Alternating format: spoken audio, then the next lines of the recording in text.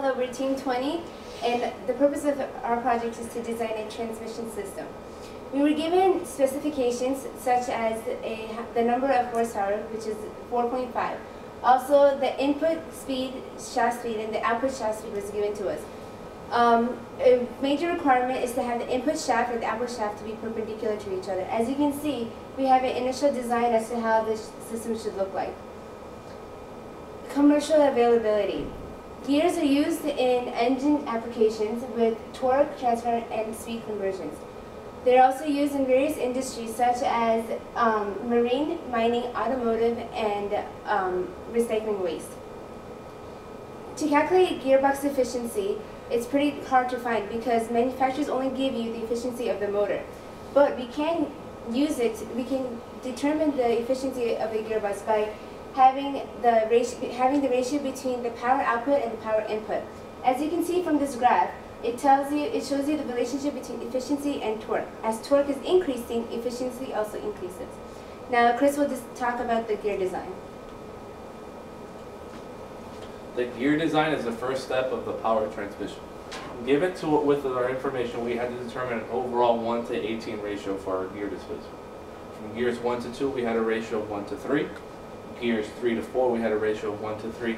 And finally, gears 5 to 6, we had a ratio of 1 to 2. Here in our gear train, you can see from our input shaft, we had 1620 RPMs, breaking it down through all our gear systems to an output of 90 RPM. Our gear selection, first two gears selected were bevel gears. They both did have an 8-inch pitch diameter with a bore diameter of 1, and both were maintained at the same material as steel. The next 4 gears selected were spur gears. Two spur gears were cast iron and 2 spur gears were steel. All 4 did have a pitch diameter of 8 and a bore diameter of 1. One key note to maintain is that all 6 gears have a bore diameter of 1, which comes in mind when selecting bearings and designing our shafts. Here's analysis for bevel 1 gear. We use AGMA testing throughout the whole transmission system analysis.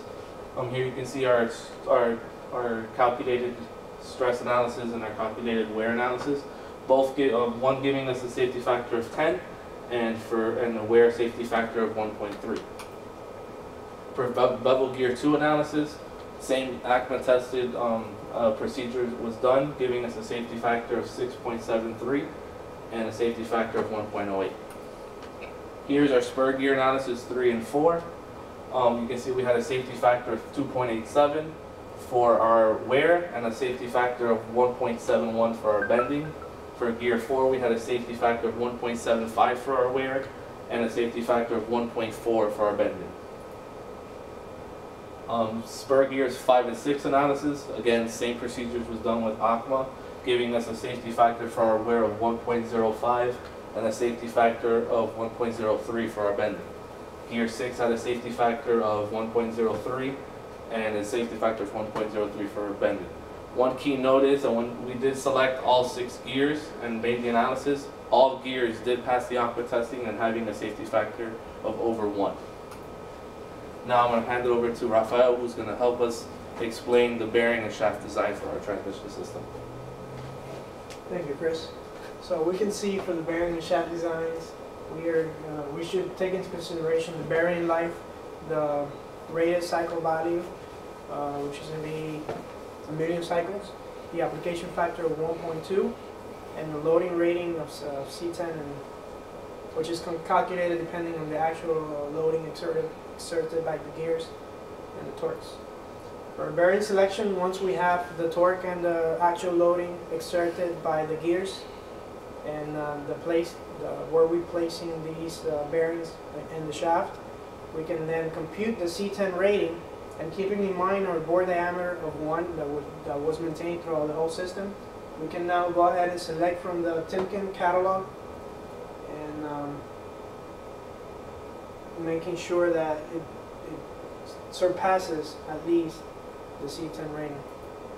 For bearing and shaft, our 1 and 2, this is our input shaft. We have an overhung loaded bearing type, where the bearing 1 has a C10 rating of 4200 and bearing 2 a C10 rating of 1200. Also, we kept a uniform spacing between the gears and the bearings throughout the whole shaft to make it standard. For the bearing in shaft number 2, which houses the bevel gear and the first pinion spur gear, we have a case of straddle and overhung loading bearings, where bearing number 3 has a C10 rating of 8200 and bearing number 4 a C10 rating of 2600.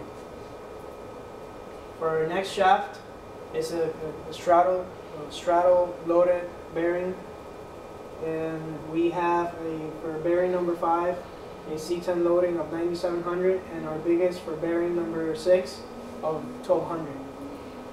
Finally, for final bearings number 8 and 7, another case of straddle mounted, we have an equal amount of force being distributed by the gear, and their C10 rating is 4300. The structural design, based on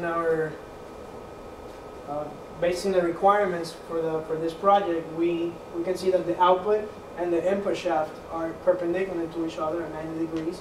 They also rotate counterclockwise. We get a system of 6 gears, and that they align on the same plane. Now Chris is going to talk to us about the environmental impact and maintenance. Thanks, Rafael. One key feature in our maintenance and environmental impact is the oil or aesthetics used to lubricate our system.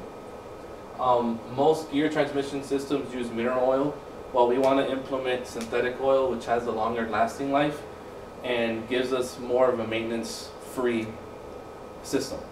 The oil drain plug will be located at the bottom of our casing for our transmission system. Here's a quick chart of our cost analysis. All gears can be found in manufacturing companies locally, just as down the street that we have a representative that comes in to FIU that actually talks to us about it. But we found out that the most cost-effective can actually be found online, and unfortunately enough, it's probably on Amazon. You can see our pricing there, giving us a total roughly about $600. To conclude our project and transmission system, we used ACMA testing. We followed all procedures done with ACMA, and based on the input information that we had, we were able to design a transmission system perpendicular using 6 gears, 4 spur gears, and 2 bevel gears. We were able to reduce our ratio of 1 to 18 with 1620 to 90, and that concludes our project.